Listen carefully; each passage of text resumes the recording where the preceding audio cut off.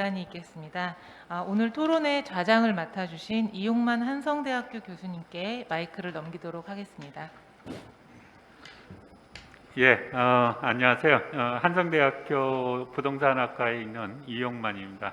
제가 오늘 국민 주거 안정을 위한 소형 분양주택 공급 확대 공감 포럼에 이 토론의 이 사회를 맡게 되었습니다. 먼저 토론은 어떻게 진행할 건가에 대해서 잠깐 설명을 드리고, 그리고 오늘 주제에 대해서 잠깐 말씀드리고 막바로 토론에 들어가도록 하겠습니다. 저한테 주어진 시간이 1시간 정도인데 오늘 패널 토론으로 참여하신 분이 모두 6분입니다. 그래서 한 분당 한 7분씩 시간을 1차 드리도록 하고요. 그 다음에 혹시 이제 플로어에 기자분이나 아니면 이제 관계된 분이 계셔가지고 혹시 질문이 있으면 프로에서도 혹시 이제 질문을 하실 수 있는 기회를 드리도록 하겠습니다. 그게 끝나고 나면 오늘 발제하신 김덕래 박사님한테 마이크를 넘겨서 패널 토론에 대한 어떻게 되면 반대 토론은 아니고 거기에 대한 입장을 듣는 것으로 그렇게 하겠습니다.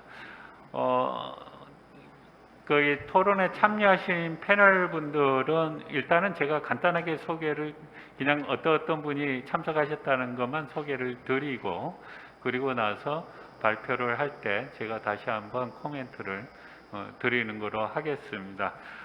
오늘은 모두 6분이 참석을 하셨는데 한양대학교 특임교수 김근영 교수님과 그 다음에 대한주택건설협회의 서명교 부회장님, 그 다음에 명지대학교의 이상영 교수님, 그 다음에 서울대학교의 정창무 교수님, 그 다음에 한양사이버대학교의 지기영 교수님, 그 다음에 LH토지주택연구원의 진미연 박사님이 이제 참석을 하셨습니다.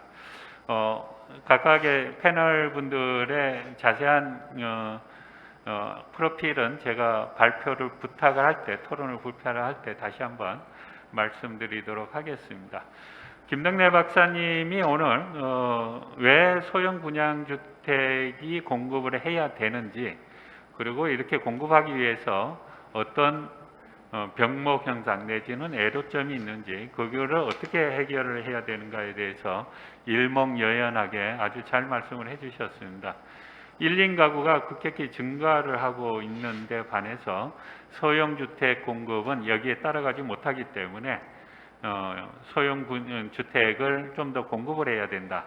근데 왜 이게 공급이 많이 안 되는가를 봤더만 공사비가 현실화되어 있지 않다. 분양가 상한을 때문에.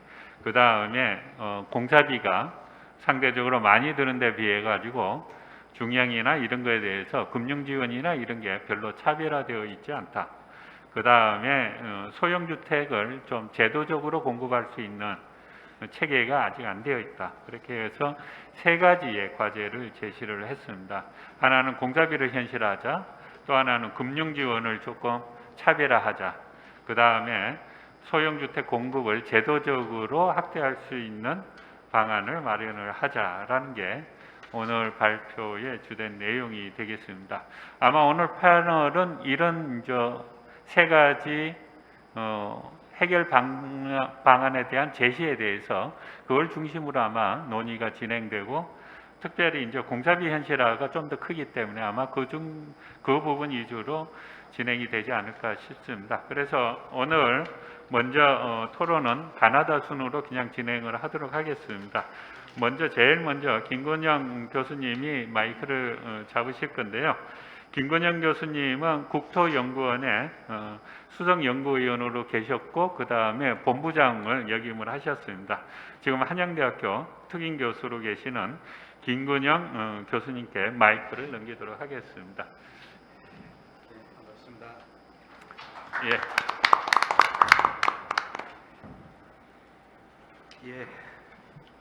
그럼 바로 그냥 토론 들어가도록 하겠습니다. 우리 이제 그 비대면 상태에서는 동영상으로 이렇게 많이 해왔었는데 이렇게 그래도 얼굴 마주보고 할 수 있어서 참 좋다는 생각이 드네요. 그래서 사실 오늘 같은 이런 중요한 이슈면은 아마 일반 토론회나 공청회에서 많은 분들이 오셨을 겁니다. 많은 분들이 오셨을 건데 그럴 수 있는 여건이 아니다 보니까 이렇게 제한해서 하게 되는 상황이 되는 것 같습니다. 오늘 그 김덕래 박사님 그 소형주택 관련해 가지고 공급 확대 관련해서 현황, 그 문제점, 개선 방안을 상당히 상세하게 정리를 잘 해주셔서 감사하게 잘 봤습니다. 이거 보니까 우리 장기주택 종합계획부터, 장기주거 종합계획부터 손을 또 봐야 될 것 같은 생각이 들어요. 원래 이제 2차 장기주거 종합계획을 2013년부터 22년까지 10년 계획으로 수립을 했고 이제 중간에 한번 다시 점검하거든요. 그래서 2018년에 수정계획 수립을 했었는데 당시만 하더라도 이렇게 1인 가구 비율이 급격하게 증가하리라 이렇게까지는 예측을 못했습니다. 증가 추세가 그렇게 높지는 않았거든요. 최근 한 3년 사이에 1인 가구, 특히 거기서 1인 세대 가구는 더 급격하게 증가를 하고 있는 그런 상황 아니에요. 작년만 하더라도 61만 가구가 세대가 증가를 했다는데 결국 이제 주택 공급은 세대 단위로 이렇게 가다 보니까 이런 경우에 어떻게 이제 주택을 공급해야 될 것인가? 어떻게 보면 우리가 국민주택 규모라고 해가지고 해놨던 8제곱미터에 대한 부분도 아마 재점검이 돼야 되지 않겠는가 하는 생각이 듭니다. 그리고 우선 장기 중호 종합계획이 이제 앞으로 또 23년부터 그것이 수립이 될 겁니다만 그 부분에도 이게 좀 반영이 돼야 될 것 같고요. 소형주택이 부족하다 하는 부분은 재고 부분으로도 그런 게 지금 확실하게 나와 있고 재고는 예를 들어서 소형주택 60제곱미터 이하 이제 전용 10제곱미터 이하 기준으로 봐보면 이게 현재 나와 있는 재고가 42% 정도 되는데 1인 가구만 하더라도 지금 전체 1인 세대로 하면 62.6%가 이렇게 나온단 말이에요. 그 짝도 일단 재고 상태에서도 세대하고 이 주택 공급하고 그러니까 스탁하고 맞지 않은 그런 상황으로 되어 있고요. 그 다음에 연간 공급하는 것도 보면은 1인 가구 증가는 연간 35% 정도 이렇게 늘어나고 있는 내로 변하고 있는데 인허가는 18% 정도 이렇게 되니까 이거적시 짝이 좀 안 맞는 그런 상황이고 그래서 이 부분에 대한 것은 전체적으로 이제 변화가 있어야 된다는 건 분명한 생각이 듭니다. 이러다 보니까 결국은 이제 소형주택 부분의 청약 경쟁률이 높은 건 사실이죠. 우리 자료대로 봐본다면 사실 8호제곱미터 초과에 대한 것도 청약 경쟁률이 아주 높은 것으로 나와 있어요. 그거는 사실은 다른 부분입니다. 8호 초과 부분에 대해서는 이제 8호 이하는 우리가 가점제로 다 하잖아요. 신규 공급할 때 가점제로 하는데 8호 초과 부분에 가점제 플러스 추첨제 반반씩 이렇게 들어가다 보니까 이게 지금 청약 가점 요즘 당첨되려면 엄청 가점이 높아야 되는 그런 상황입니다. 그러니까 그게 점수가 안 되겠다 싶으면 어디로 가느냐 8호 초과로 가서 추첨 쪽으로 들어가게 됩니다. 그러니까 최근에 8호 초과에 청약 경쟁률이 높은 부분은 상당 부분은 추첨제 50%그 부분에 대한 지원 때문에 그렇게 되어지는 부분이고 실질적인 수요로 봐본다면은 60 이하 쪽에 상당히 지금 많을 수 있는 그런 상황으로 보여지고 앞으로 점진적으로 더 증가되어질 것으로 보여져요. 그렇게 되어 있는 것은 실제로 우리 지금 그러니까 우리 24평 보통 보잖아요. 이게 60 이하가 이제 우리 분양평수로 24평 이하 흔히 보는데요. 24평 이하의 중고주택 시장에서 기존 주택 시장에서 주택 가격 평당 주택 가격하고 40평에서 평당 주택 가격 보면은 24평 평당 가격이 현재 또 높습니다. 그런데 분양가 규제로 들어가게 된다고 하는 특히 공공에서 하는 분양가 규제는 24평 쪽 특히 이제 LH에서 하고 있는 공공 분양주택은 24평 이하가 대부분이니까 실제 분양 가격이 30평, 40평보다 평당 분양 가격이 더 낮게 책정이 돼가지고 들어가는 그런 상황이에요. 분양가 규제 부분에서도 고려가 좀 많이 돼야 될 상황으로 보여지고 잘 안 들리나요?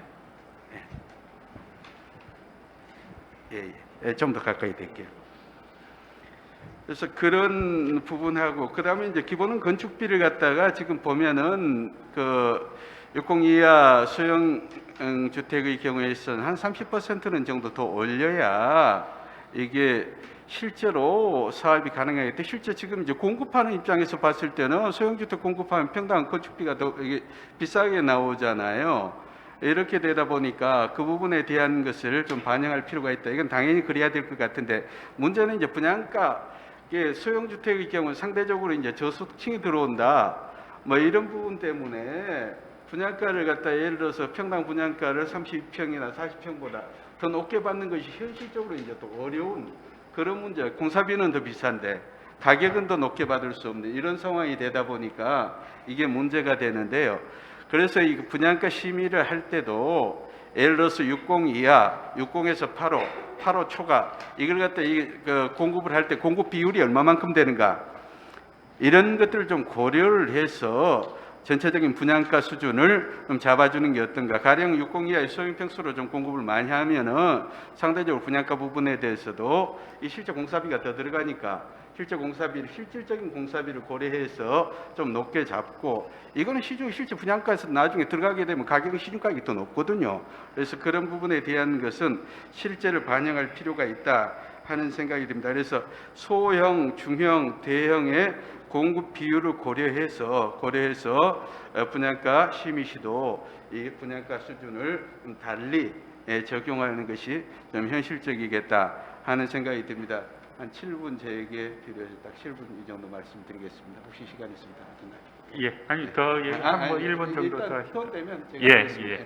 예. 김건영 교수님께서는 장기 주택 종합 계획을 좀 다시 좀 수립할 필요가 있겠다라고 이제 말씀을 하셨고요. 상황이 워낙 이 원래 가정과 워낙 다르게 이제 진행되고 있기 때문에 그래서 분양가 조정에 대해서는 필요하다라는 입장이신 것 같습니다.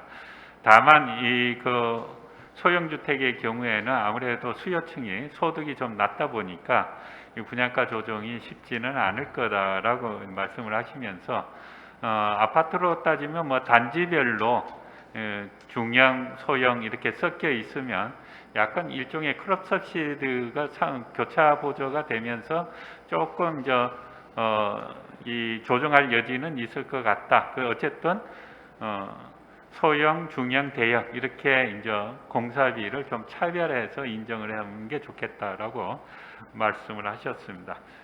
다음은 현재 대한주택건설협회 부회장으로 계시고 이전에는 서울지방구토관리청장을 역임하셨고 대한건설정책연구원 원장을 역임하셨던 서명교 부회장님한테 마이크를 넘기도록 하겠습니다. 서명교. 예, 안녕하십니까. 서명교입니다. 오늘 주제가 상당히 필요한 실질적인 이슈라고 생각이 됩니다. 또 김덕래 박사님께서 잘 발표해 주셨고 잘 들었습니다. 몇 가지 부분에 보면서 들은 중에 몇 가지 부분 제 나름대로 맞는지는 모르겠습니다만 말씀드리겠습니다.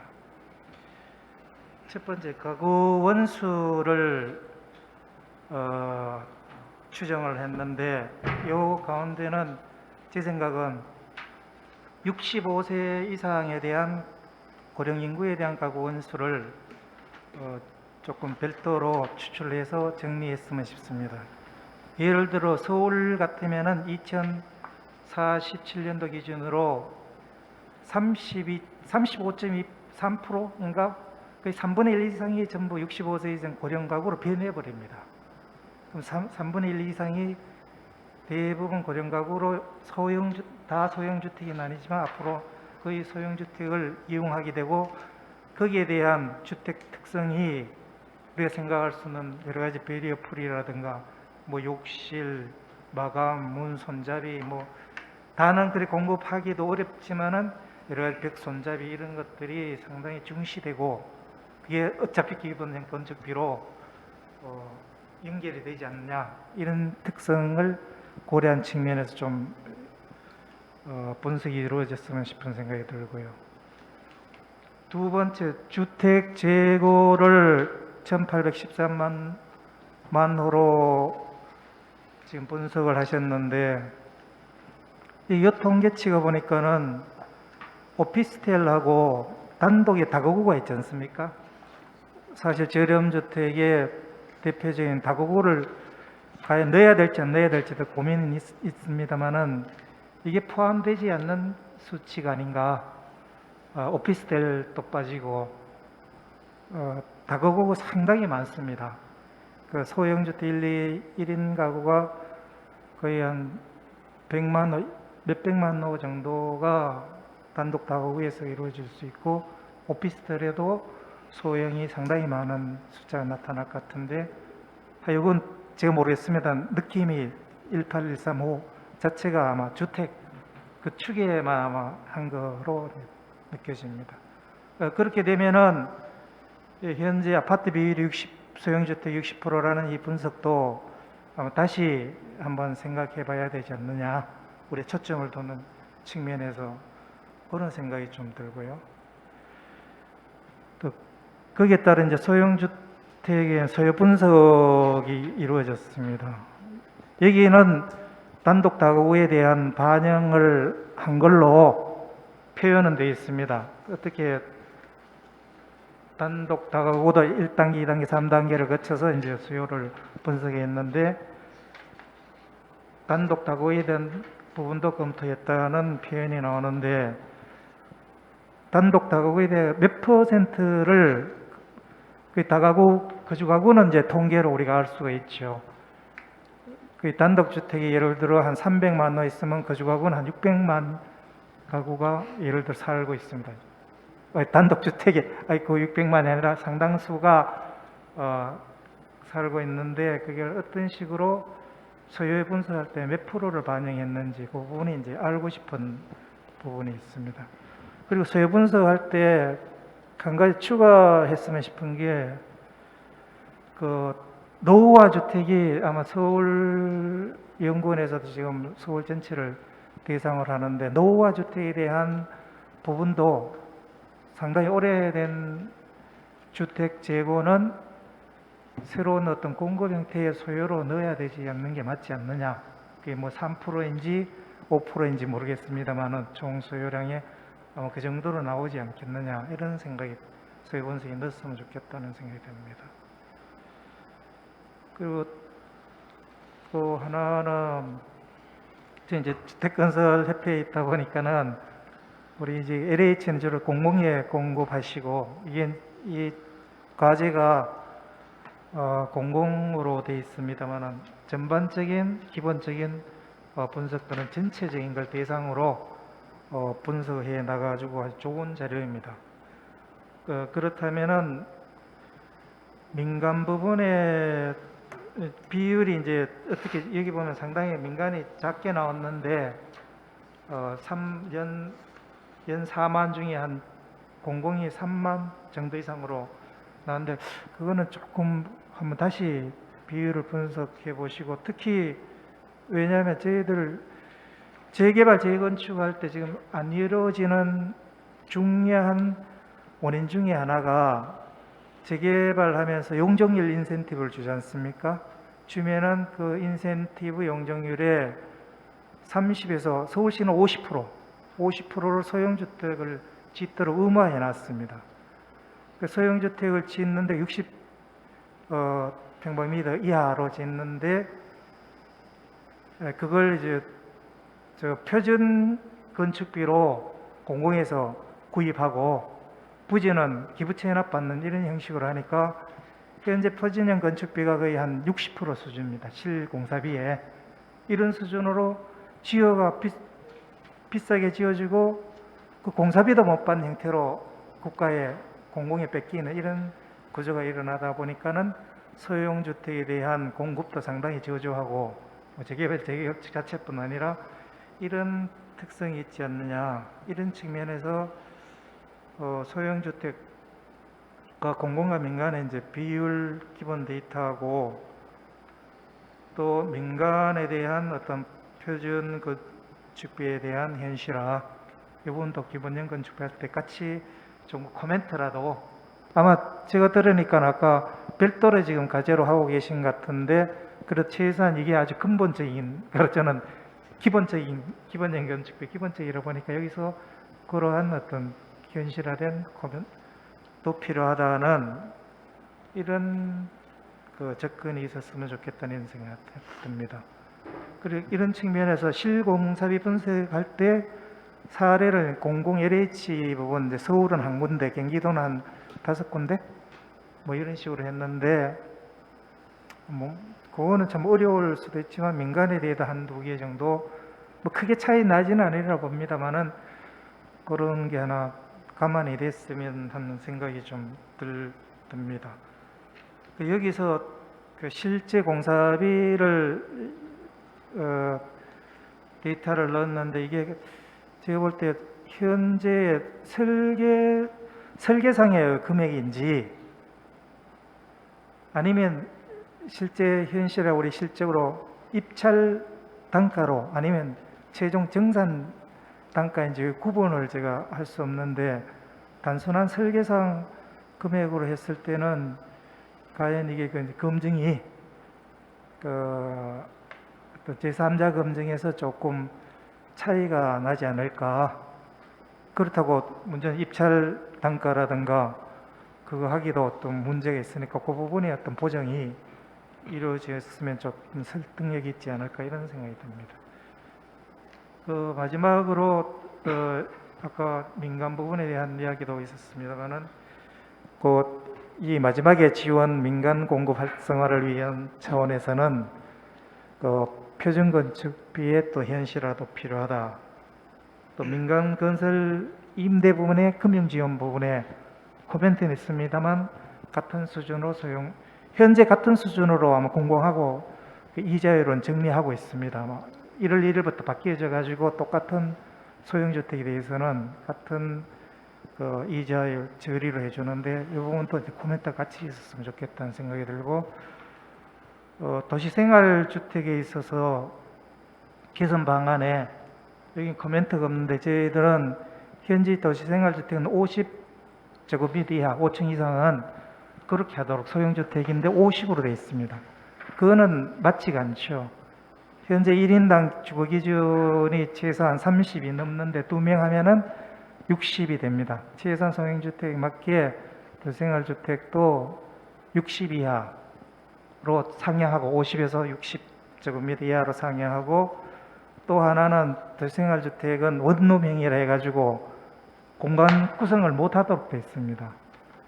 그래서 이것도 지금 뭐 아무리 2인이지만 방이 작게라도 3개를 원하는 경우도 있고 2개 있고 거실이 있는 경우도 있으니까 그거는 시장에 맡기는 게 맞지 않느냐, 이런 형태로 하면 좀 미래추이에 맞지 않나 이런 생각이 듭니다. 기본적으로 소형에 대한 단가가 비싸는 뭐 기본적인 상식이죠. 상식인데 이게 제대로 반영 안 된, 이제까지 반영 안 된 부분이 좀 안타깝게 흘러왔는 것 같은 느낌이 듭니다. 예, 이번을 계기로 이게 제대로 좀 반영을 됐으면 좋겠고 수고 많았습니다. 반영되기를 기대해 봅니다. 감사합니다. 예, 감사합니다. 서명교 부회장님께서는 우리 김덕래 박사님께 몇 가지 좀 확인 좀 해달라고 하는 것들도 있었고 그랬는데, 뭐 핵심적인 거는 민간 부분에서 공급을 할 때 특히 재개발 재건축의 경우에는 용적률 인센티브의 30 내지 50%를 소형으로 공급을 하는데, 이때 이제 표준 건축비가 실공사비의 뭐 60% 수준밖에 안 되기 때문에 이것도 중요한 이제 소형 분양주택을 공급하는 통로니까 이 부분도 현실화가 필요하다라고 이제 말씀을 하셨습니다. 그밖에 이제 몇 가지 다시 한번 짚어주신 것 중에 하나가 65세 이상이 1, 2인 가구 중에 상당 부분 될 거다. 그 다음에 소형주택 재고를 카운트할 때 단독 다가구와 오피스텔 부분이 이게 어떻게 되어 있느냐. 그 다음에 이제 노후화 주택을 이거를 나중에 어차피 이거 노후화는 어떻게 보면 살기가 좀 적절하지 않은 이제 주택일 수가 있으니까 이런 부분도 고려해야 되고, 민간하고 공공의 경우 민간 공급이 다소 과소평가된 것 같다라고 그렇게 말씀을 하셨습니다. 그 밖에 도시형 생활주택의 경우 이거를 지금 기준보다 조금 상향을 해야 되는 거 아니냐, 그런 말씀을 좀 하셨습니다. 다음은 그 명지대학교 교수님이시고 현재 한국부동산분석학회 회장으로 계시는 이상영 교수님께 마이크를 넘기도록 하겠습니다. 예, 안녕하세요. 예, 명지대학교 이상영입니다. 저 좀 앞에서도 말씀들 하셨는데 사실은 1인 주택 내지는 이런 그 소규모 주택에 사는 계층이 누구냐는 굉장히 중요한 문제인 것 같습니다. 일본 같은 경우에 2005, 6년 경부터 우리 지금 정도의 그 1인 가구가 크게 늘어나고 그 이후에 일본의 그 주택 시장이 임대 시장의 어떤 인허가 비율이 급격히 올라갑니다. 그래서 대부분 이제 사실은 1인 가구를 대상으로 임대주택을 공급하는 쪽에 상당히 포커스가 있었고요. 그래서 실질적으로 이런 그 소형 주택의 그것이 자가의 형태일 때는 사실은 어느 정도 자산이 있어야 그것을 이제 분양받을 수 있는 것이고, 따라서 20, 30대가 사실은 소형 분양을 들어오는 게 쉬운 일은 아니라고 보입니다. 그러니까 뭐 신혼부부라면 뭐 또 가능할 수도 있지만 결국은 중장년 또는 노년층에 가서 이 소형 주택을 분양받는 쪽이 훨씬 더 많을 거라고 생각이 되고요. 이 자료집의 그 18페이지에도 보면은 40평방미터 이하의 50%가 20, 30대, 그런데 이제 5, 60평방미터로 가면 60세 이상이 50%입니다. 그러니까 결국은 이거는 뭐 일본도 동일합니다. 일본도 65세 이상이 1인 가구일 때 자가 비율이 거의 70%쯤 되거든요. 그러니까 사실은 이제 우리가 이 소형 주택의 주요한 수요자가 누군지에 대해서 한번 다시 들여다볼 필요가 분명히 있어 보이고요. 또 그것이 이제 문제가 되는 것은 우리나라의 경우 65세 이상에 대해서는 노인복지주택이라는 제도가 있기는 합니다. 그런데 아시는 것처럼 이거 주택이 아니거든요. 예, 준주택이라고는 하지만 사실상 시설로 되어 있기 때문에 이런 그 어떤 것을 공급할 때 이 65세 이상에 대한 어떻게 보면 제도화 내지는 그런 준비가 우리가 굉장히 안 돼 있다라고 보시는 게 맞을 것 같고요. 또 제가 이거를 이제 말씀드리고 싶은 거는 일본의 경우에 이런 65세 이상 노인들을 위한 베리어 프리 시설이라는 게 과거에는 굉장히 빈약했습니다. 그런데 최근에 일본 통계를 보면은 그 전체 인구 구성에서 이제 65세 이상이 워낙 많으니까 베리어 프리를 하지 않는 경우가 거의 없어요. 그래서 그 시설의 핵심이 뭐냐면 도로로부터 주택까지 접근하는 통로에 그 전동 의자가 이동할 수 있느냐, 그 다음에 그런 뭐 문턱도 있고 손잡이도 있고요, 뭐 동작 센서에 관한 것도 있고, 결국은 따지고 보면 여기 지금 말씀하시는 세심한 그 배려 공간이라는 것이 그냥 세심한 배려 공간의 수준이 아니고 향후에는 상당히 의무화 내지는 집중적으로 공급되어야 될 그런 시설이 될 수 있다고 보입니다. 그러니까 이것이 기본형 건축비에 도대체 어떻게 반영이 될 수 있는지는 좀 더 들여다보고 그것이 반영될 수 있도록 해주는 것이, 특히나 만약에 공공에서 이런 그 대상자를 그런 1인의 좀 고연령층을 대상으로 한다 그러면 반드시 고민을 해줘야 되는 그런 부분이라고 생각을 하고요. 그 다음에 이제 두 번째로 얘기를 드리고 싶은 것은 저희가 여기 이제 제로 에너지 주택에 대한 그 얘기가 있기는 합니다. 그래서 이것이 이제 안심하는 친환경 주택이라는 그런 특화로 되어 있고 이것을 이제 반영한다라고는 되어 있습니다. 그런데 예를 들어서 2019년 이전에 이제 건축비를 기준으로 실제로 필요한 것이 1.3 내지 1.4배인데 그럼 앞으로 3년이나 5년 동안 이걸 올려주겠다고 했는데 실제로 제로 에너지는 굉장히 빠른 속도로 의무화가 되고 있거든요. 그러니까 예를 들어서 지금 올해 7월부터 현재 그 에너지 효율 등급이 주택의 경우에 1등급에서 1+로 한 단계 올라갑니다. 이걸 이제 제가 찾아보니까 84 평방미터 기준으로 가구당 30만 원의 건설비가 오른다라고는 돼 있어요. 근데 제가 보기에 이거는 좀 저는 어떤 산출인지는 잘 모르겠고, 문제는 이제 이것이 2025년에 가면요, 아시는 것처럼 모든 신축 건물에 대해서 의무화가 됩니다. 30세대 이상 공동주택은 다 의무화가 되고요. 이제 이렇게 되면 이제 어떤 식으로 되냐면 1+가 아니라 1++가 돼야 되고요. 1++라는 것은 제가 아는 한에 있어 이거는 제로 에너지 주택을 말하는 것이기 때문에, 그러면 이제 들어가야 되는 그 건축비나 설비가 급격히 올라갑니다. 그러니까 이걸 뭐 추정을 여러 가지로 할 수 있는데, 뭐 제가 유럽이나 또는 우리나라 시범 사업 사례로 보면 대략 현재 건축비에서 최소 10에서 15% 이 정도는 추가로 투입이 돼야지 이게 도달이 가능한 겁니다. 그러니까 뭐 이것이 결국 탄소 중립 뭐 이런 선언을 하고 그것을 국제적으로 우리가 의무화하겠다 해서 이렇게 지금 계획을 다 세워놨지만, 만약에 이런 부분들을 하라고는 하고 전혀 반영을 안 한다 그러면 할 수 있는 방법이 사실은 없는데, 그럼 그 손실 보고 하라는 뜻이 돼버리니까 그거는 좀 곤란하지 않느냐. 그래서 그것을 서로 지금 모자른 거를 따라잡더라도 새로운 기준에 의한 추가적인 비용은 도대체 어떻게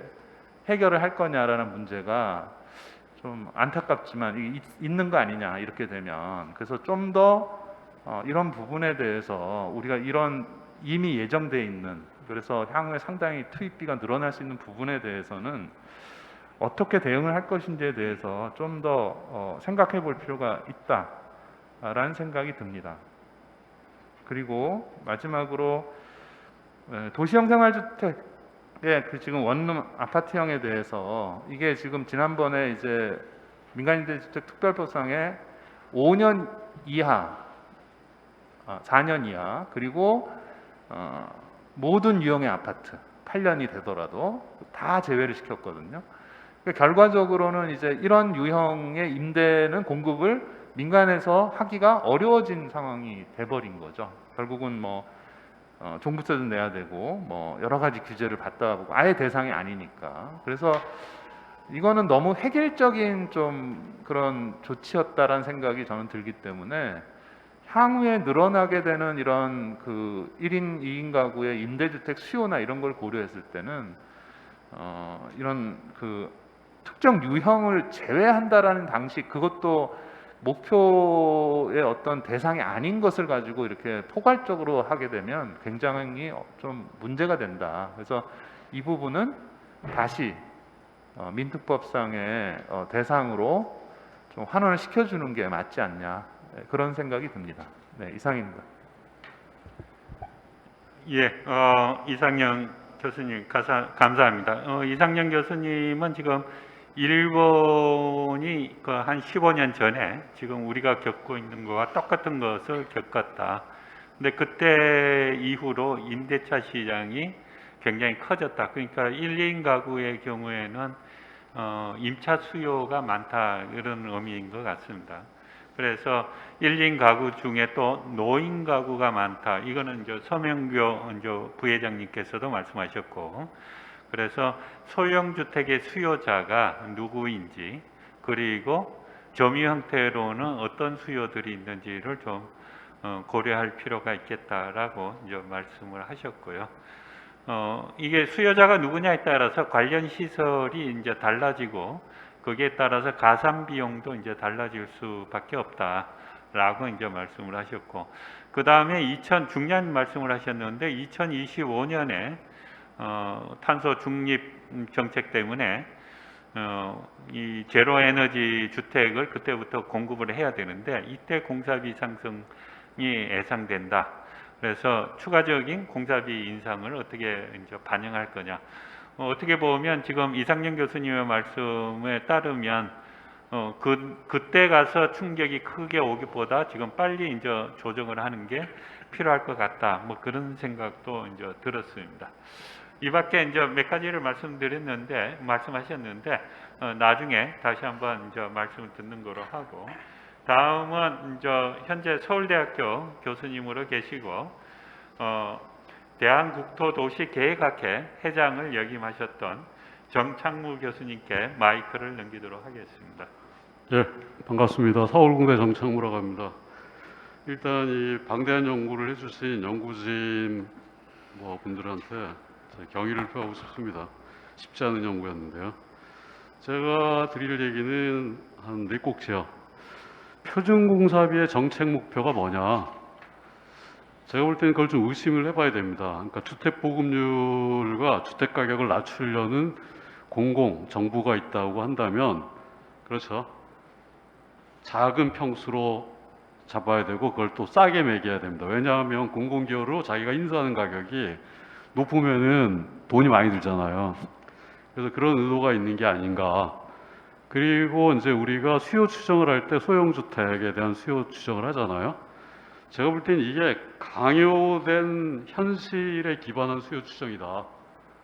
그러니까 뭐 세금이라든지 이런 사회 구조가 자꾸만 그쪽으로 해서 사람들이 어쩔 수 없게 선택하는 거다. 그래서 제가 볼 때는 표준공사비를 할 때 이게 우리가 강요된 현실에 입각해서 수요를 추정할 건지 바람직한 희망에 입각해서 추정할 건지 전혀 다른 얘기입니다. 예를 들면 저희가 1인 2인 가구가 늘어나잖아요. 제가 이제 시뮬레이션 하나 해봤습니다.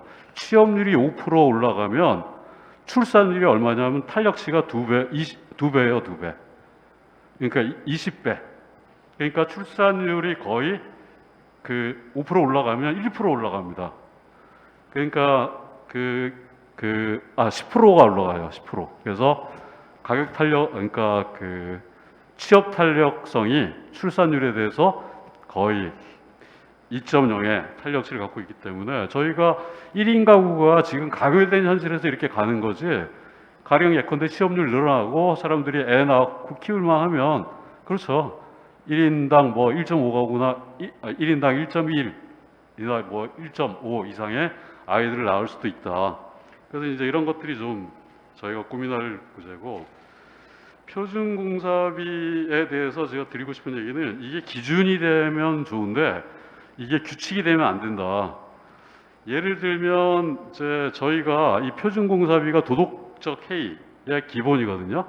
표준공사비를 정해놓으니까 그걸 규정으로 만들었잖아요.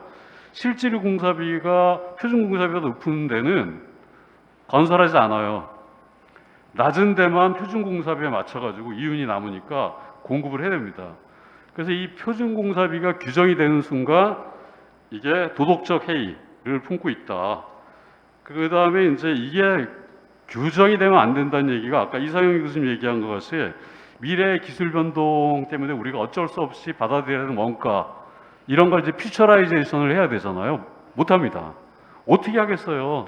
내년 뒤 2년 뒤에 새로운 기술이 적용돼서 우리가 어쩔 수 없이 채택해서 원가를 올려야 될 때 대응을 하지를 못해요. 그래서 제가 볼 때는 이건 기준으로 삼고, 가령 가격을 그거보다 높으면 위원회나 이런 상담 구조를 통해서 올려받기도 하고 내려받기도 하는 게 돼야 되는데, 이게 무슨 딱 정해놓고 넘기면 안 된다. 세 번째, 소형 아파트가 왜 비싸냐? 당연히 비싸죠. 레고 블록으로 집 한번 만들어 보세요. 작은 집에도 벽이 촘촘히 박혀요. 근데 큰 집은 벽을 한 줄을 빼도 돼요. 그 다음에 복도도 큰 아파트 복도나 작은 아파트 복도다 똑같거든요. 사람 통로니까. 엘리베이터 마찬가지입니다. 그러니까 공유면적 비율이 소형일수록 굉장히 높아지고, 그 다음에 철근 콘크리트가 많이 생겨요. 공간이 좁다 보니까 사람들이 요구를 해요. 민원으로. 공간 활용을 해달라 그러면 가구 짓기를 통해서 비싸게 활용할 수밖에 없는 거예요. 그러니까 소형일수록 공사비 단가가 올라가는 건 너무나 당연한 건데, 알면서 왜 여태까지 안 고쳤느냐? 모르지 않아요. 다 알아요. 근데 아까 얘기했던 공공의 이해관계가 깊숙하게 숨어 있는 거다. 두 번째는 이게 굉장히 힘든 건데, 작은 게 싸다라는 고정관념이 있어요. 그러니까 저희가 소형 공사비를 가령 현실화시켜서 30% 올려주잖아요. 그러면 40평방미터 이하짜리가 쉽게 얘기하면 분양가가, 한호의 분양가가 60평방미터 이상보다 커질 수는 없어요. 근데 40평방미터 이하짜리를 지으면 가령 호당 분양 단가가 올라갈 수도 있습니다. 왜냐하면 촘촘히 박아야 되기 때문에. 그래서 이 세상의 상식과 싸워야 되는 문제가 아주 심각하다 이거죠. 그래서 이제 이런 문제를 우리가 어떻게 바라볼 거냐라는 게 있고요. 그 다음에 이제 그 표준공사비의 구조를 보면 이 가운데 85평방미터를 해가지고 굉장히 낮아요. 이게 이제 아래로 내려갈수록 위로 올라갈수록 이제 높아지는데 이 구조가 제가 볼 때는 공공의 의도가 굉장히 숨어 있는 거다라는 생각이 들어요. 그러니까 대량 생산의 이점도 있어요. 85짜리를 갖다 제일 많이 지으니까 85짜리에 맞춰서 비계라든지 이런 것들이 가설 부자재가 많이 돼 있는 것도 있어요. 근데 만약에 우리가 표준공사의 구조를 갖다가 실제에 반영한다 그러면 전혀 다른 단가 가령 외부 효과가 일어날 수도 있다 이거죠. 참고로 제가 건설회사 주택사업부를 다닐 때 제가 다니던 회사의 평당 단가가 68만 원이었을 때 현대건설이요 48만 원이었습니다. 평당. 이해가 안 돼가지고 20만 원 차이가 나잖아요. 그래서 이제 현대건설에 가서 물어봤어요. 근데 저희는 그때 벽 두께를 12전을 쳤고 현대는 8전을 쳤어요. 8전으로 25층을 올리는 거예요. 우리는 무서워서 못 올리는데 그 다음에 현대는 현장이 여러 군데니까 가설재를 갖다가 이 현장 저 현장 돌아가면서 재활용을 많이 해요. 그러니까 제가 볼 때는 저희가 표준공사비의 단가 조정을 통해서 어느 부분에 공급 시장을 많이 열어놓으면 쉽게 얘기하면 그 공용시설 같은 것들의 고정 비용이 줄일 수가 있다. 그래서 제가 볼 때는 표준공사비 그 자체로만 보지 말고 표준공사비가 만들어내는 시장에 저희가 좀 초점을 둬야 될 필요도 있다라는 생각이 들고요. 그 다음에 이제 주택보증공사와 공적대금 금리 인하를 해주자라고 했는데 참 비극적인 게 이게 소비자한테 전가는 안 된다.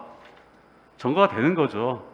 주택도시보증공사는 자기네들 리스크 안고서 쉽게 얘기하면 분양보증 수수료 갖고 먹고 사는데 깎아달라. 이건 안 되죠. 그래서 제가 볼 때는 이 구조에 대해서 지금 누군가 나서서 네 이윤을 빼가지고 일로 줘라. 이 구조가 작동할 것 같지는 않아요. 근데 저희가 이 구조를 갖다가 자발적으로 만들어낼 수 있다면 예컨대 주택도시보증공사 있잖아요. 이걸 갖다가 이제 경쟁 구조로 만드는 것도 하나의 방안이고요. 공공주택기금을 갖다 대출을 해주는데도 좀 다양한 경쟁 기관. 그래서 그 사람들이 공공 업무 수행 실적 업적 평가를 받을 때 네가 더 많이 대출을 해줬다. 이런 식으로 해서 공공기금도 경쟁을 시키면 제가 볼 때는 경쟁을 통해서 비용을 낮추는 구조를 만드는 게 우리 본연의 쉽게 얘기하면 본능에 좀 어울리지 않을까. 이런 식으로 뭐 보증 수수료나 대출 이자를 갖다가 줄여서 한 2% 정도는 비용 커버가 가능하다. 제가 볼 때는 작동이 좀 힘들지 않겠는가. 그래서 차라리 경쟁 구도를 대안으로 제시하는 것도 괜찮겠다. 이상입니다. 예, 감사합니다. 정창무 교수님께서 몇 가지를 말씀하셨는데 일단 표준공사비의 정책 목표가 이게 좀 궁금하다 뭐 이런 말씀을 하셨고요. 소형주택 수요가 이게 강요된 수요가 아니겠느냐. 이게 이제 예를 들어서 현재 상황에서 소형주택이 가격이 싸니까 또 수요가 그렇게 있을 수도 있고 뭐 여러 가지 이유가 있을 수가 있다라는 거죠. 취업률이 올라가게 되면 아마 수요가 소형 평형에 대한 수요도 아마 달라질 거다 그런 말씀인 것 같고요. 표준공사비가 일종의 기준은 될 수 있지만 이것이 규정이 돼 가지고 그 이하로 내려가서 안 된다, 그 이상으로 올라가면 안 된다 이런 식의 이 규정은 결국 미래의 기술 변동을 반영하지 못하는 문제가 나온다라고 말씀을 하셨습니다. 그 다음에 몇 가지 더 말씀을 하셨는데 뭐 마지막에 말씀하신 거는 보증료를 인하하면 결국은 그거는 이제 다른 건설사가 그 부담하게 될 거고 그것이 이제 다른 소비자한테 전가될 거다. 그래서 경쟁을 통해서 비용이나 보증료라든가 금리의 인하를 추구하는 게 나을 것 같다. 뭐 이런 말씀을 하셨습니다. 다음은 그 한양사이버대학교의 교수로 계시는 지규현 교수님한테 마이크를 넘기겠는데, 지규현 교수님은 현재 한국주택학회 회장으로 계십니다. 그러면 지규현 교수님께 마이크를 넘기도록 하겠습니다. 네, 안녕하십니까. 지규현입니다. 다음에는 가나다 육순도 한번 고려해 주시면 좋을 것 같습니다. 앞에서 좋은 말씀을 들으면서 오히려 제 생각이 조금 더 정리가 돼서 더 좋은 점도 있는데, 좀 중복되지 않는 범위 내에서 의견을 드리겠습니다. 오늘 발제한 내용을 제가 처음에 이제 자료를 볼 때와 그리고 오늘 발표를 들으면서 느낀 것이 조금씩 달라지게 되는데요. 결국 이게 지금 소형주택 공급이 많이 필요하다라는 그 이유들을 쭉 설명을 많이 해주셨는데, 이게 굉장히 공공의 입장과 민간의 입장이 상당히 좀 다를 수 있을 거라는 생각이 듭니다. 마지막에 제안해 주셨던 개선 과제들을 보게 되면 공사비를 현실화하고 금융 지원을, 즉 건설 비용을 좀 저렴하게 제공하고, 그다음 가산비 항목들을 포함을 하면 저는 반드시 분명히 소형주택 공급은 확대될 거라고 보여집니다. 너무 당연한 얘기지만 잘 안 이루어졌던 부분들이고요. 사실 그거는 우리가 도시형생활주택 공급할 때 분명히 확인된 바가 있습니다. 금리를 1%대로 낮춰주고 주차장 기준 완화했더니 도시형생활주택 공급이 폭발적으로 증가를 했죠. 그런데 오히려 너무 과잉 공급이 돼가지고 실제 제도가 설계한 것과 달리 민간에서는 저리의 자금을 이용해서 빨리 지어서 팔고 나오는 구조, 결국 그 구조가 과잉 공급이 됐는데, 거기에는 뭐가 있었냐면 결국 임대가 아니라 분양 구조였기 때문에 있었다고 저는 보여집니다. 그렇다면 오늘 왜 굳이 소형주택이냐의 범위를 위해서 소형 분양주택이냐라고 이렇게 조금 더 강조를 하고 있는가를 봤을 때는 결국 여전히 분양에 대한 구조를 가지고 설명을 하고 있는 것 같고, 그리고 분양가 상한제라고 하는 결국 거기서부터 출발점이 있는 것 같습니다. 개선 과제 중에서 만약에 첫 번째 말씀드렸던 공사비 현실화라든지 여러 가지 인센티브가 되온다면 굳이 민간 택지의 소형주택 의무 비율을 할 이유가 있을까? 또 그런 생각도 들기도 합니다. 오히려 또 다른 시장 왜곡 가능성도 있다 보이지고요. 그런데 저는 이제 조금 그 시각을 조금 더 확대해서 말씀을 좀 드리고 싶은 게, 앞서 이상한 교수님도 말씀을 주셨는데 1인 가구 얘기는 결국 천년층과 노년층으로 구분해야 될 거고요. 그 다음에 소형주택 중에서도 자가 구입 수요가 있는 규모와 구입 수요가 적은 규모들을 구분해 볼 필요가 있다고 생각이 듭니다. 분석 자료에 보면 다양한 자료들이 있는데 실제 40제곱미터를 자가로 구매할 사람들이 얼마가 될까? 결국 그렇게 구매한 사람들은 일정 기간 살고 있다가 임대를 주고 나오는 형태이지 않을까, 이런 생각이 듭니다. 그런 측면에서 보게 되면 실제 소형주택이 어떤 식으로 거래되고 있는지도 한번 봤으면 좋겠어요.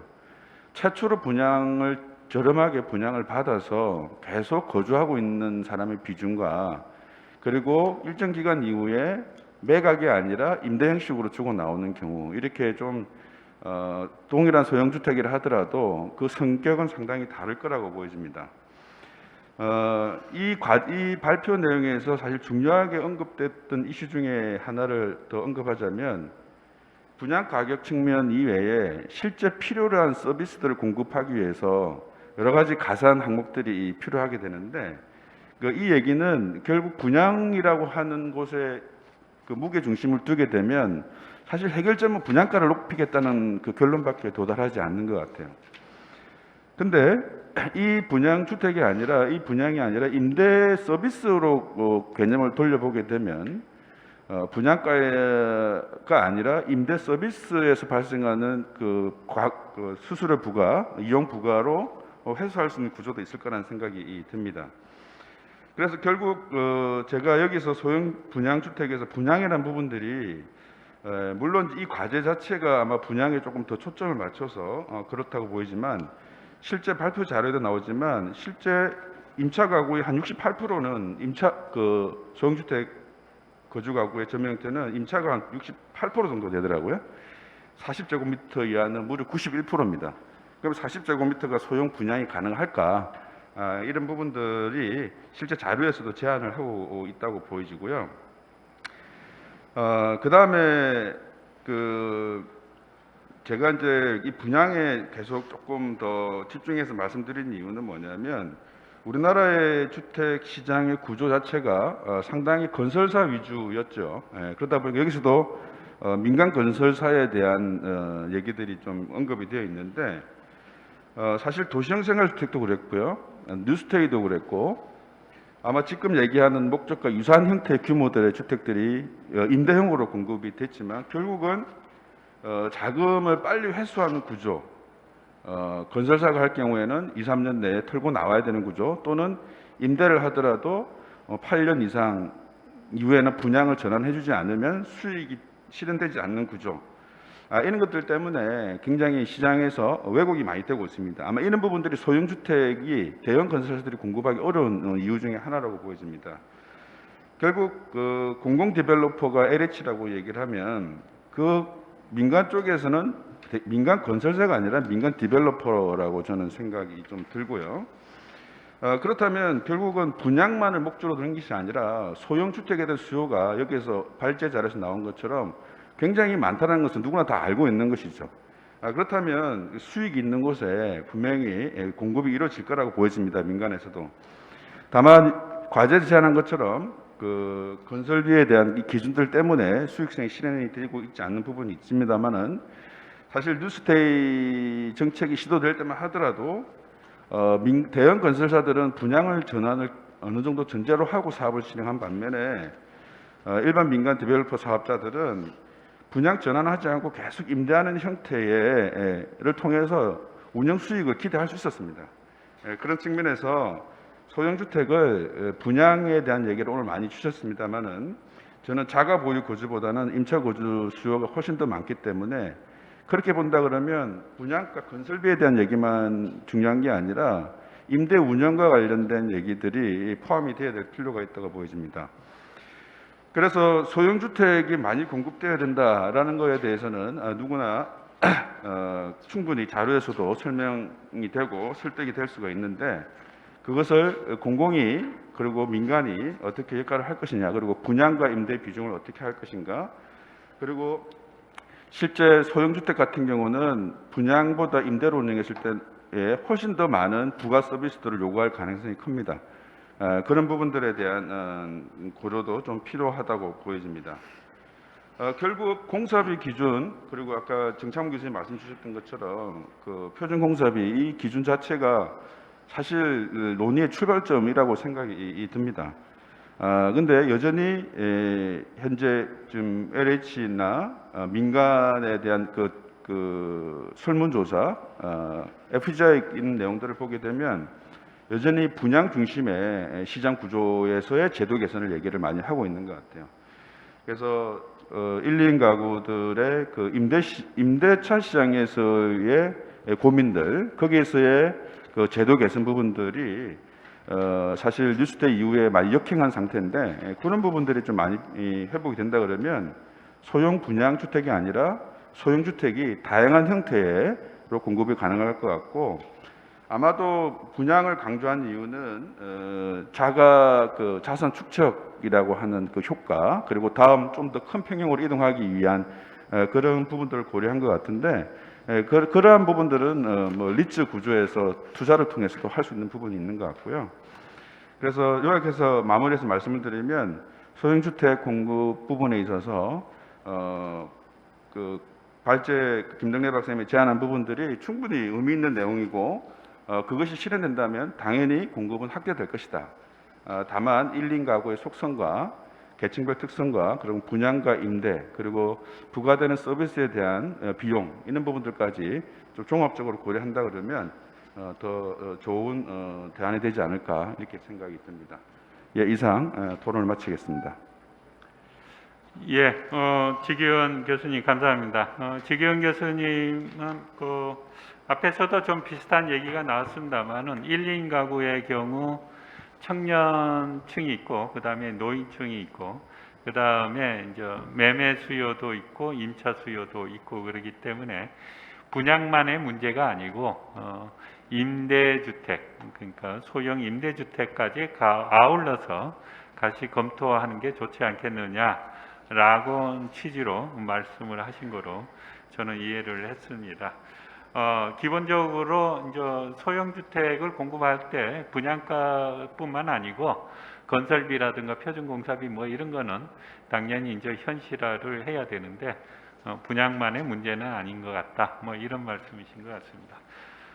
다음은 마지막으로 진미윤 LH 토지주택연구원의 연구위원님께 마이크를 넘기도록 하겠습니다. 네, 반갑습니다. 저는 토지주택연구원의 진미윤이라고 합니다. 오늘 그 주택산업연구원에서 굉장히 중요하고 시적절한 내용들을 발표를 해주셔서 굉장히 도움이 많이 됐습니다. 저는 이제 몇 가지 말씀을 드리는데요. 일단은 사실은 소형, 중형, 대형 주택 규모를 세 개로만 나누는 게 합당하냐 이거부터 조금 질문을 드리고 싶어요. 평소에도 저도 굉장히 초소형도 있죠. 40제곱미터 이하 뭐 이런 식으로 어느 나라도 이렇게 뭐 소중대 이렇게 간단하게 주택 규모를 나눠 가지고 소형이 적다 많다, 대형이 많다 적다 이렇게 하는 거에 대한 수급의 지표로 삼지 않는 것 같아요. 그러니까 국민은행 같은 경우는 주택가격 동향을 보니까 5가지로 주택 규모를 구분을 하고 있고요.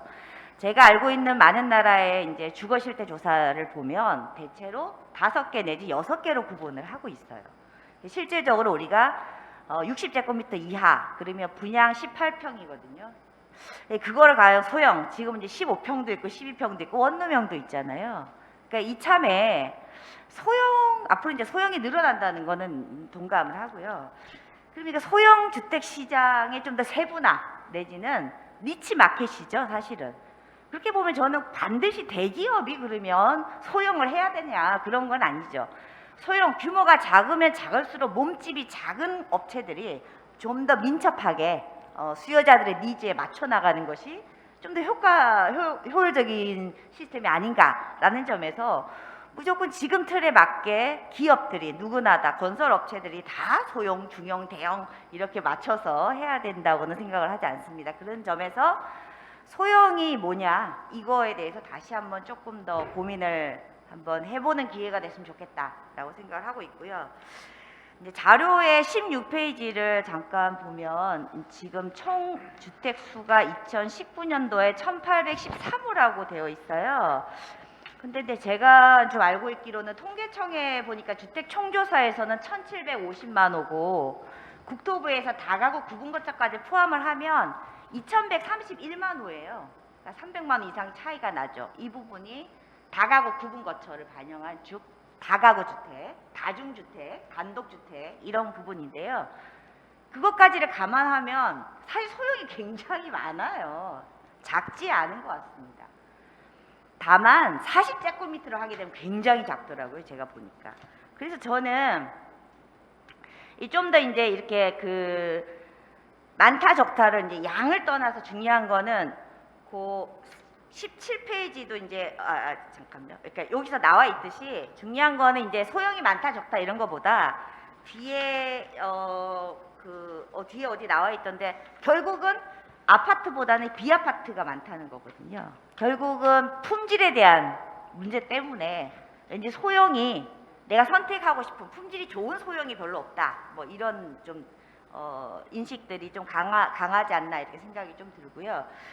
그 다음에 이제 17페이지에 인허가 물량 추세를 봐서 15년에서 18년간 연간 20만 호라고 이제 되어 있는데요. 여기서 공공임대를 빼면 더 작겠죠. 공공임대는 거의 뭐 40제곱미터 이렇기 때문에 한 5만 호가 없어진다고 보면 되니까 사실은 인허가에서 공공임대를 빼고 나면 사실 소형 분양주택은 굉장히 더 작을 거예요. 예. 이제 그런 점에서 조금 통계를 바로 하게 되면 좀 이렇게 분양형의 소형이 굉장히 작았다. 그리고 지금 있는 소형 역시 아파트는 별로 없고 거의 다 단독주택이나 이런 부분들에 좀 많이 되어 있어서 새 집에 대한 욕구와 좀 더 이제 이렇게 품질에 대한 측면에서는 상당히 소형 시장이 위축되어 있는 건 사실이다. 좀 이렇게 설득력 있게 얘기를 했으면 좋겠다라는 생각을 했고요. 이제 두 번째 말씀드리고 싶은 거는 이제 1인 가구. 이제 소형이 늘어나야 된다는 이유는 이제 1인 가구인데 이제 우리가 정상가족 이데올로기에서 이제 벗어나서 1인 가구가 대표 가구이자 표준 가구가 되는 시대인데 사실은 우리나라 1인 가구가 사실은 굉장히 OECD 평균 수준이고 너무 높다 이런 건 사실 아니죠. 제일 높은 나라들은 이제 북유럽, 핀란드, 스웨덴 같은 나라들은 뭐 18세 이상 뭐 성년이 되면 다 나간다예요. 분가가 아니 분거. 부모가 따로 사는 거기 때문에 1인 가구 이런 게 너무 비중이 많죠. 일본 같은 경우도 45%. 그래서 저는 이렇게 자꾸 늘어나는 1인 가구에 대해서 그 각각을 다 개별 수요로 볼 거냐. 이거는 저는 조금 심각하게 생각해야 된다고 생각을 하거든요. 왜냐면 우리 코리빙도 있고 뭐 여러 가지 이게 있는 건지라 1인 가구가 많아진다고 그 1인 가구가 다 뭐 소형으로만 간다. 우리가 흔히 말하는 아까처럼 제가 소형 시장을 세분화해야 된다는 것이 쉐어형, 원룸형 뭐 여러 가지로 나누듯이 그렇게 보자면 반드시 우리가 이런 아파트 형태의 이런 걸로만 이제 매몰되지는 않는다 이런 점이고요. 또 하나 조금 제가 짚고 싶은 거는 이제 11페이지에도 나와 있는데 이제 행정안전부 통계 얼마 전에 또 인용이 됐던데 사실은 뭐 폭발적으로 증가하면 이제 저는 이제 어떻게 생각해요? 사실은 가구에 대한 증가는 뒷부분은 다 이제 통계청의 가구수 기준으로 해서 추계를 한 자료를 쓰셨는데 이제 앞부분에 최근에 언론에서 보도가 나오다 보니까 썼지만 행안부 자료는 외국에 있는 유학간 1인 가구도 다 들어가 있어요. 국내 거주하지 않는 가구가 사실 20만이 넘죠. 그런 점에서 가구 수는 통계청에서는 산림 기준이에요. 외국인 가구까지를 다 포함해서. 그러니까 사실은 우리가 정확하게 산림, 거주 단위로 보자면 통계청에서의 가구가 맞는 거지 주민등록 통계로 우리나라에 살지도 않는데 그냥 1인만 분가해서 늘어나는 그까지를 감안해야 되지는 않는다라는 점에서 앞으로도 우리가 가구 분가라는 점은 이게 점점 더 뭐 1인 가구가 많아진다고 하지만 그때마다 뭐 수요가 늘어나는 것처럼 막 너무 약간 민감하지 않아도 되지 않냐라는 나름대로 좀 생각을 개인적으로 했습니다. 그 다음에 이제 결론적으로 이제 제가 좀 몇 가지 말씀드리고 싶은 거는요. 아까 지규현 교수님께서도 말씀하셨는데 18페이지에 보니까 이제 소형 주택에 거주하는 자가 가구 비율이 32%인 거예요. 이거만 보면 아 소형 시장은 임대 시장이네라는 생각이 들고 그 다음에 이제 아파트 비중이 또 34%니까 아 그러면은 소형은 비아파트의 주로 임대 시장으로 구성되어 있네 지금은 예를 들어서 그러면 앞으로 이렇게 제도를 개선하게 되면 다른 어떤 마켓이 좀 더 품질 좋은 마켓이 생길 수 있구나 이런 점에서 아까처럼 이제 뒤에서 분양 수요라고 이제 이렇게 한 것에 대해서 약간 뭐라 그래야 되나요? 이분들이 정말 투자 수요는 있을 것 같은데 이 실거주 수요는 좀 작지 않냐라는 점에서 분양이랑 뭐 이거를 따지지 말고 그냥 소형에 대한 수요 아마 거기서 구입 수요라든지 임차 수요 이런 거를 좀 봐야 되지 않냐라는 생각이 들고요. 왜냐하면 이제 기껏 이제 소형을 많이 공급했는데 내가 분양받아고 세 주고 있는 거죠, 실은. 그 말은 업자들은 건설업체들은 이 표준 건축비 하에서 손실을 보고 그나마 조금 싸게 내놨는데 분양하시는 분들은 그걸 받아서 저렴하게 받아서 사실은 굉장히 시장이 좋잖아요. 그러니까 소형에 대한 개발이 이걸 더 많이 남길 수 있는 거죠, 어떻게 보자면. 그런 구조는 뭔가 바람직하지는 않은 것 같다라는 점에서 좀 이제 고쳐야 될 필요성은 있지만 이제 그럼에도 불구하고 표준 건축비, 이렇게 건축비를 현실화하게 되면 1, 2인이 부담 가능한 수준의 가격인가라는 이제 점에서 또 이제 딜레마가 좀 생기는 그런 한계가 있습니다. 그래서 이제 결론적으로 저는 또 말씀드리고 싶은 거는 일단은 여기 결론에 다 나와 있는 거 다 동의를 하고요. 42페이지에서 이제 설문 결과가 42페이지가 아니고 잠깐만요. 그 설문조사한 결과가 재밌는 게 있어요. 27페이지에 보면 저는 이제 아까처럼 지규현 교수님도 약간 얘기했지만 요게 이제 이슈가 되는 지금 포인트는 27페이지도 나와 있지만 민간 건설 업체 같은 경우는 여기 보면 공사비가 많이 드는 순서, 사업성이 높은 순서가 있는데 민간 건설 업체가 소형만 짓지는 않잖아요. 아주 사업성이 좋은 중형도 짓고 대형도 짓고 거기 소형도 있을 수가 있어요. 그 말은 그 자체에 나름대로의 재무적인 포트폴리오를 가지고 이 건설 사업을 할 거라고요. 근데 중요한 거는 이제 공공부문이에요.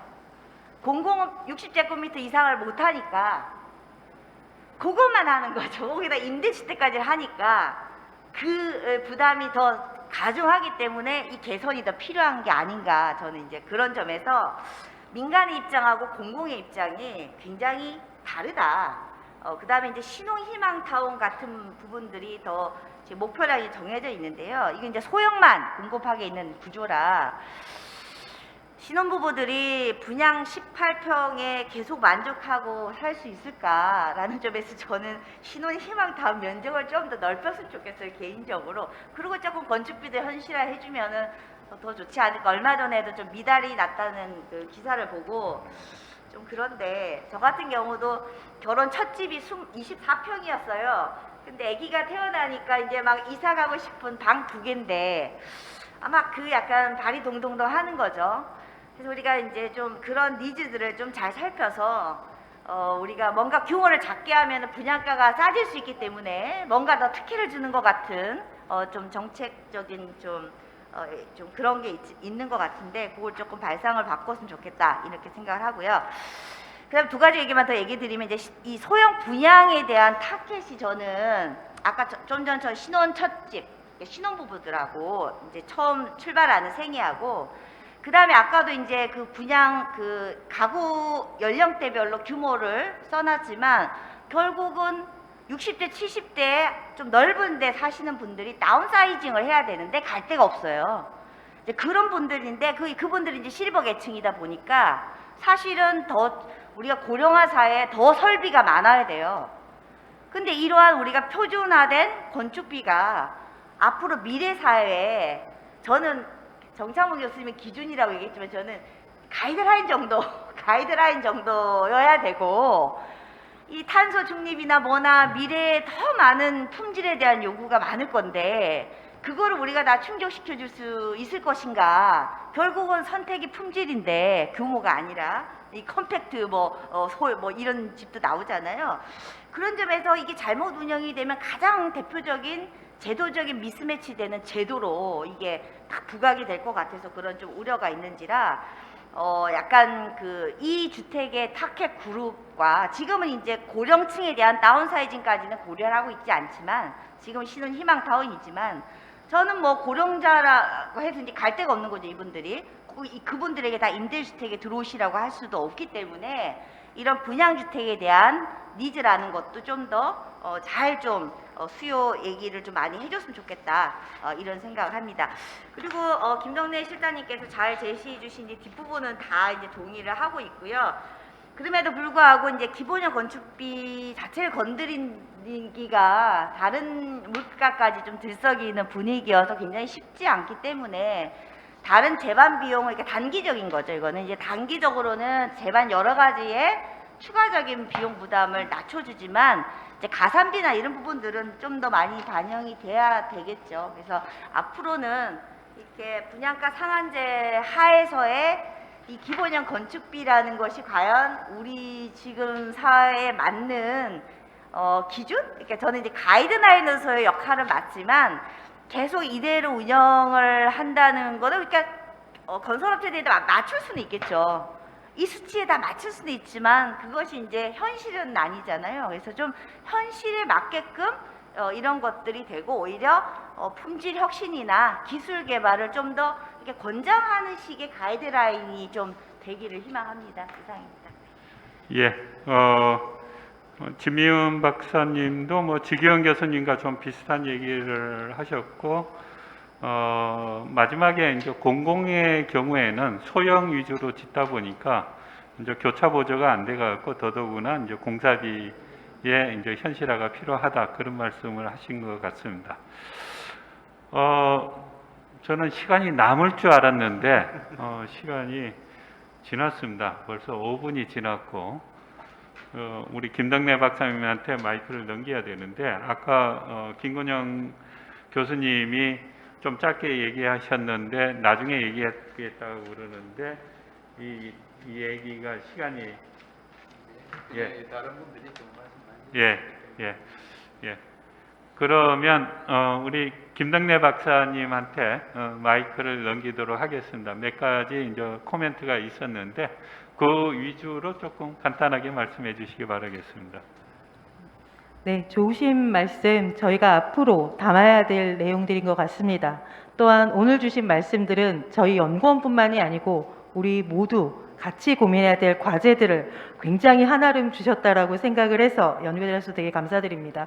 몇 가지 저희가 그 설명하는 과정에서 압축하다 보니까 빠졌던 것들에 대해서 일단 말씀을 드리고 전체적인 의견을 드리겠습니다.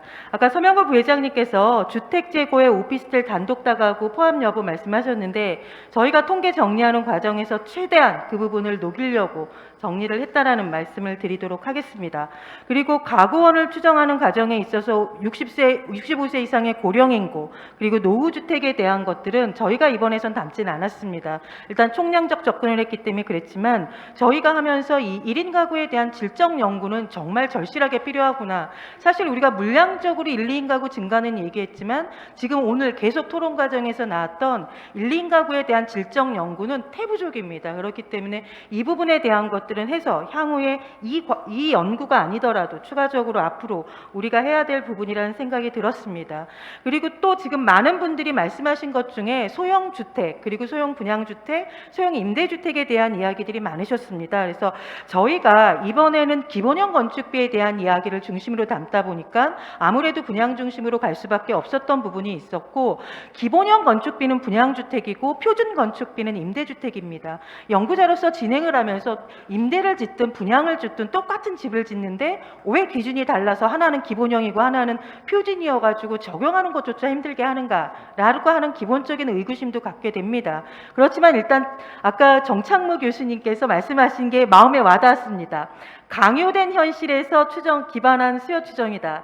저희가 연구자로서 어쩔 수 없이 기본적으로 현 제도상에서 추정을 하다 보니까 이런 추정의 결과를 가져올 수밖에 없었지만, 실질적으로 앞으로 필요한 건 바람직한 희망 수요를 할 수 있는 토대를 만들어야 되는데 그럴 수 있는 통계 기반이 잘 안 돼 있습니다. 그래서 이런 부분들은 우리가 앞으로 해야 될 부분이라는 생각이 들고, 저희가 그 분석을 하는 과정에 앞으로 소형주택에 대한 수요는 아까 지역별, 가구별 다 모든 비율들을 다 추정을 했던 수치들이 있기 때문에 그거는 향후에 이제 보완을 해서 드릴 수 있을 것 같고요. 저희가 추정을 했을 때 앞으로 1년에 연간 2025년까지 소형주택에 대한 수요는 15만 정도로 추산이 됐습니다. 이 중에서 분양주택에 대한 내 집을 한번 마련해 볼게 라는 수요는 4만입니다. 즉 3분의 1도 되지 않는다라는 얘기인 겁니다. 나머지 11만 정도가 임대 수요일 거고 표준 건축비하고 연동이 되어질 거라고 보여지고요. 그리고 제가 이 1인 2인 가구에 대해서 아까 이상현 교수님께서도 말씀해 주셨는데, 몇 년 전에 일본에 그 1인 가구 그 특성이라고 하는 책이 나온 적이 있었습니다. 1인 가구 사회라고 해가지고 후지모리 가치이코라고 하는 일본인이 쓴 일본인에 있어서 일본 1인 가구가 어떤 사회적인 특징이 있는가에 대해서 굉장히 자세한 그 분석들을 한 책들이 있는데, 이 책을 통해서 일본의 충격과 대응이라고 해서 많은 얘기를 하고 있었습니다. 그런데 우리는 1인 가구가 늘어난다는 얘기는 하지만 1인 가구가 어떠한 충격을 줄 거고 어떠한 정책적 대응을 해야 되는지에 대한 면밀한 분석이 없는 게 현실입니다. 그래서 이번 과정을 통해서도 우리가 좀 더 연구자로서 깊은 연구를 해야 될 필요는 있었고, 오늘 주신 말씀들을 향후에 좀 더 담아서 질적 연구의 보탬이 될 수 있도록 하도록 하겠습니다. 좋은 말씀 감사합니다. 예, 그러면 제가 정리를 하고 토론을 마치도록 하겠습니다. 뭐 지금 세 가지의 대안을 제시했는데 사실 세 가지 대안에 대해서 다 말씀하신 분들은 없으시고요. 주로 이제 첫 번째 이제 공사비 현실화 부분에 을 이제 말씀을 해주셨습니다. 그 전에 이제 1, 2인 가구의 특성을 이제 좀 제대로 보고 거기에 맞춰서 대책이 나와야 된다라고 이제 말씀을 하셨는데, 김덕래 박사님이 이제 시간상 이제 그런 부분을 제대로 말씀을 안 해서 그렇지 다 반영을 하신 것으로 그렇게 이제 생각은 듭니다. 그럼에도 불구하고 이 소형 주택의 경우에는 임대 수요와 이제 이 분양 수요가 같이 있다라는 점은 조금 구별을 해서 논의를 진행을 해 나가야 될 것 같습니다. 공사비의 경우에는 결국 이것이 표준공사비든 기준공사비든 기준공사비는 결국 분양에 영향을 미치고 표준공사비는 임대에 영향을 미치는데, 이게 이제 하나의 규정이 되면서 시장에 거기에 맞는 주택이 공급되고, 그러다 보니까 기술의 발전이나 수요자의 니즈를 따라가지 못하는 문제가 있으니까 이것을 현실화하자는 데는 다들 동의를 하시는 것 같습니다. 다만 문제는 이게 너무 이제 빠르게 올라가게 되면 이제 수요자 측에서 이걸 어떻게 반영할 건가, 이런 이제 이슈는 남아 있는 것 같습니다. 나머지 금융 지원이나 소형주택 공급 제도에 대해서는 다소 의견들이 좀 갈리기는 합니다. 지원이 필요하기는 하지만 이것을 어떤 식으로 할 건가는 다시 한번 검토를 해봐야 될 것 같다는 생각이 듭니다. 오늘 논의를 통해 가지고 1인 가구가 급격히 증가하고 있고 거기에 맞춰서 주택 시장의 공급도 좀 바뀔 필요가 있다라는 데에 대해서는 다들 동의를 하시는 것 같습니다. 거기에 따라 가지고 우리 기준 공사비라든가 표준 경사비도 다시 한번 점검을 해가지고 현실화하고 그걸 통해 갖고 시장에 적절하게 1인 가구를 위한 주택이 공급될 수 있도록 할 필요가 있는 것 같습니다. 오늘 토론에서 확인된 거는 이 부분이 아마 공통적인 것 같고, 오늘 토론에서 많은 분들이 사실 여기 나와 있는 분들이 다들 전임 회장님 아니면 현임 회장님 아니면 뭐 거기에 버금가는 부회장님들이거나 뭐 이러시는 분들입니다. 그럼 오셔가지고 아주 좋은 말씀을 하셔가지고 이 소형 분양주택 공급 확대에 대한 하나의 길을 열어주신 것 같습니다. 다시 한번 여기에 참석하신 패널 분께 감사드리고, 방대한 자료를 정리를 하면서 이 길을 먼저 닦으신 우리 김덕래 박사님과 그 이하 연구원께 감사를 드립니다. 이것으로 시간이 좀 지났습니다마는 패널 토론을 마치도록 하겠습니다. 감사합니다. 네, 이상으로 포럼 마치겠습니다. 긴 시간 함께해 주셔서 감사합니다. 고생하셨습니다.